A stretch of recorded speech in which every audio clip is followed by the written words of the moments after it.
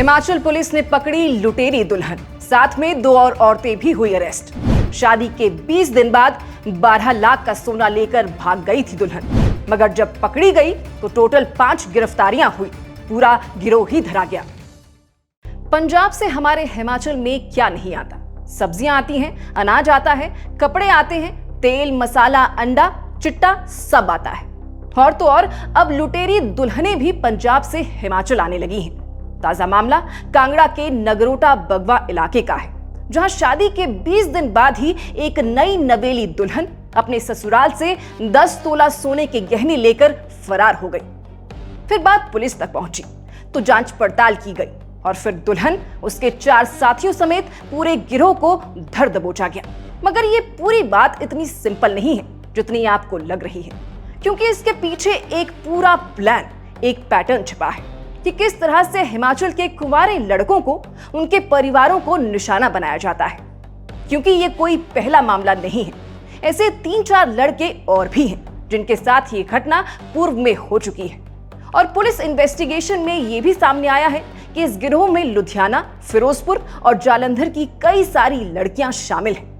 तो फिर किस तरह से काम करता है लुटेरी दुल्हनों का ये सिंडिकेट? कौन शादी तय करवाता है, कौन और कितना कमीशन खाता है, और फिर शादी की शुरुआत से लेकर बाद तक कैसे चलाया जाता है ये पूरा ऑपरेशन? तो ये पूरी कहानी शुरू होती है नगरोटा बगवा की पटियालगढ़ पंचायत से, जहां एक बिल्कुल साधारण शांत परिवार ने अपने बेटे की शादी पंजाब की एक लड़की से करवाई। रिश्ता आया था एक मैरिज ब्यूरो के थ्रू। लड़का लड़की मिले, परिवार मिले और मामला बिना किसी शक सबूत के पक्का हो गया। शादी हो गई, संगीत, फेरे, विदाई, सब कुछ बिल्कुल सामान्य। पहले 10-15 दिन तो हर चीज बिल्कुल वही जैसा आमतौर पर नई शादी में होता है। लड़की का व्यवहार भी बाहरी तौर पर ठीक ठाक, खुश रहती, घर वालों से घुल मिल जाती, बाहर आंगन में इधर उधर काम भी करती। लेकिन धीरे धीरे परिवार को महसूस हुआ कि लड़की की दिलचस्पी घर गृहस्थी से ज्यादा मोबाइल फोन पर लगी रहती थी। फोन पर बार बार कॉल आती और वो अकेले कमरे में जाकर बात करती। घर वालों ने सोचा नई शादी है, अपने घर वालों से बात कर रही होगी, किसी ने शक नहीं किया। फिर एक दिन सुबह के समय जब परिवार के लोग बाहर के कामों में लगे हुए थे, लड़की ने मौका पकड़ लिया। अपने कमरे में रखे 10 तोले सोने के गहने उठाए, दरवाजा खोला और बिना किसी को बताए घर से गायब हो गई। जब घर वालों को महसूस हुआ कि वो काफी देर से बाहर नहीं आई, तो वे उसे बुलाने कमरे में गए। और यहीं से इस कहानी का असली झटका शुरू होता है। न लड़की थी, न गहने, अलमारी खुली थी और गहने गायब। घर वालों के होश उड़ गए। शादी को हुए सिर्फ 20 दिन और दुल्हन ऐसे गायब। परिवार ने तुरंत इसकी खोजबीन शुरू की, रिश्तेदारों से बात की, लेकिन लड़की का कोई सुराग नहीं। फोन ऑफ, नंबर बंद और हर तरफ से जवाब हमें कुछ पता नहीं। अब परिवार पुलिस थाने पहुंचा और यहां से केस ने अपना असली मोड़ लिया, क्योंकि पुलिस को सिर्फ एक शिकायत नहीं मिली, बल्कि उनके पास इसी तरह की 3 और लिखित शिकायतें पहले से मौजूद थीं। 3 अन्य लड़के भी इसी तरह ठगे जा चुके थे। कुछ से नकदी, कुछ से सोना, कुछ से शादी के खर्चे, कुछ से लड़कियों ने महंगे फोन वसूल किए थे। और इन सब मामलों का पैटर्न एक जैसा था। लड़की पंजाब की, रिश्ता मैरिज ब्यूरो से, शादी जल्दी जल्दी फाइनल और 15-20 दिन बाद गहने लेकर फरार। पुलिस की जांच में सामने आया है कि ये कोई छोटी मोटी ठगी नहीं, बल्कि एक पूरा संगठित गिरोह है जो पंजाब से चलाया जा रहा था। गिरोह के पास हिमाचल के उन इलाकों का डेटा तक था जहां लड़कों को शादी के रिश्ते नहीं मिल रहे या जहां परिवार जल्दी शादी करवाना चाहता है। यहीं पर गिरोह के एजेंट, जो खुद को मैरिज ब्यूरो बताकर काम करते थे, हिसाब से लड़के का रेट तय करते थे। लड़की जितनी खूबसूरत उतना महंगा रिश्ता, परिवार जितना सीधा साधा उतना आसान शिकार। अब आते हैं इस केस के सबसे फिल्मी हिस्से पर। दुल्हन भागने के बाद परिवार ने खुद उसी मैरिज ब्यूरो से दोबारा संपर्क किया।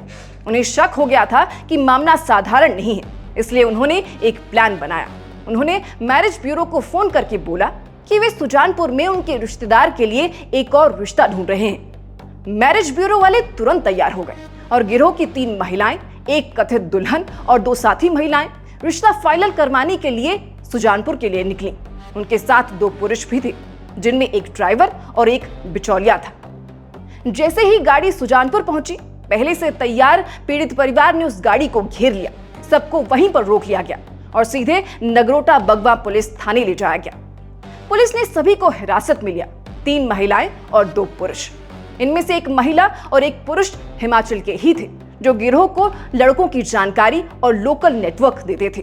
बाकी महिलाएं पंजाब के लुधियाना, फिरोजपुर और जालंधर की रहने वाली थी। इसके बाद जो खुलासे हुए उसने पुलिस को भी चौंका दिया। बिचौलिया हर शादी का 2 लाख रुपए लेता था। इसमें से 1 लाख वो खुद रखता था और बाकी 1 लाख पंजाब के गिरोह को देता था। लड़कियों को पहले ही ट्रेनिंग दी जाती थी कि शादी के पहले दिन से कैसे परिवार का भरोसा जीतना है, कौन कौन सी बातें करनी है, कौन सा व्यवहार अपनाना है, किस दिन घर के गहने कहाँ रखे होते हैं, कैसा माहौल रहता है, ये भी पहले से प्लान किया जाता था। फिर मौका देखकर दुल्हन गहने लेकर चुपचाप निकल जाती थी। उसके बाद गिरोह का कोई सदस्य उसे उठाकर ले जाता था ताकि वो कैमरे में भी ना दिखे।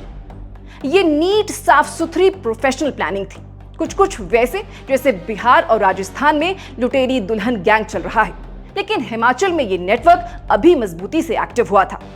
इस गिरोह का असली मकसद सिर्फ गहने और नकदी नहीं था, बल्कि शादी के नाम पर ठगी की एक लंबी चेन चलानी थी। एक लड़की की 3 से 4 बार शादी करवाई जाती थी। हर बार अलग नाम, अलग पता, अलग कहानी। हर बार नए गहने, नई नकदी और हर बार एक नया पीड़ित परिवार। एसपी कांगड़ा अंकित शर्मा ने साफ कहा, ये एक बड़ा गिरोह है। सिर्फ 5 गिरफ्तारियां शुरुआत है। एक स्पेशल पुलिस टीम बनाई गई है जो पंजाब में जाकर गिरोह के असली मास्टरमाइंड्स तक पहुंचेगी। ये मामला समाज के सामने कई सवाल खड़े कर देता है।